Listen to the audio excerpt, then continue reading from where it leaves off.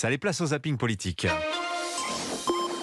Europe 1 matin. De Dimitri Vernet. Bonjour Dimitri. Bonjour à tous. This is the end. Charles III et Camilla terminent leur visite d'État en France aujourd'hui à Bordeaux.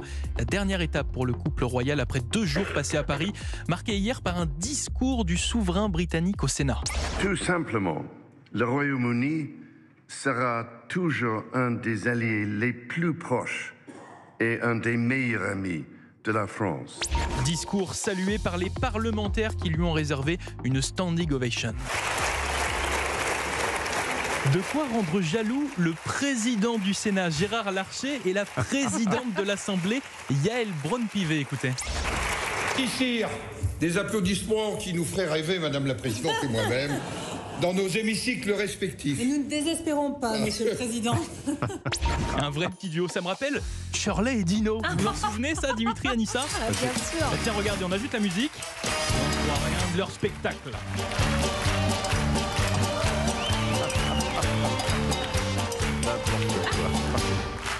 Ici, des applaudissements qui nous feraient rêver, Madame la Présidente et moi-même, dans nos hémicycles respectifs. Et nous ne désespérons pas, Monsieur le Président.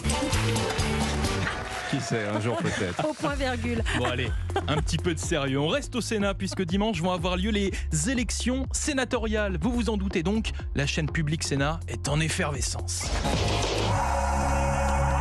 Bonsoir à toutes et à tous. J-3 avant les élections sénatoriales. Le problème, c'est qu'on n'y comprend rien à ces élections. Ils ont donc tenté de nous les expliquer. Mais je vous préviens, accrochez-vous, c'est complexe. Au total, cette année, ce sont 170 sièges de sénateurs qui sont renouvelés dans certains départements, pas tous. Vous suivez, hein, donc ce ne sont pas tous les sénateurs, mais bien la moitié, un tiers, la moitié de l'hémicycle qui est concernée. C'est là que ça se complique parce que, en fonction de la taille du département, s'il est très peuplé ou pas, vous avez 2 modes de scrutin différents. Au scrutin majoritaire, ce sont les départements les plus ruraux, on va dire, et dans les autres, c'est un scrutin proportionnel, c'est-à-dire un scrutin de liste. Vous êtes perdus, mais attendez, ce n'est pas fini. Écoutez qui vote pour les sénateurs. Ce sont les grands électeurs. Ils sont 78 000. À 95%, ces grands électeurs sont des conseillers municipaux ou leurs représentants. Les 5 autres pourcents, ce sont donc les autres élus, les conseillers départementaux, les conseillers régionaux ou même les parlementaires. Bon, voilà, on n'a toujours rien compris. Mais ouf, ce n'est pas nous qui votons. Bref, l'actualité politique, c'est également cette guerre ouverte entre Fabien Roussel et la France insoumise depuis que le leader du PCF a décidé de s'éloigner de la NUPES. Écoutez le député LFI Louis Boyard sur France Info.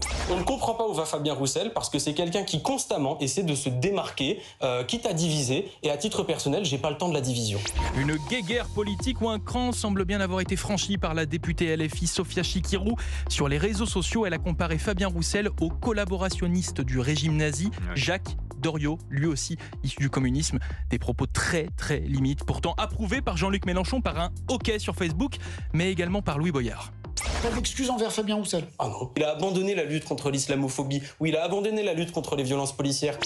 On frôle le ridicule quand même. On frôle le ridicule et sincèrement Fabien, vas-y, envole-toi.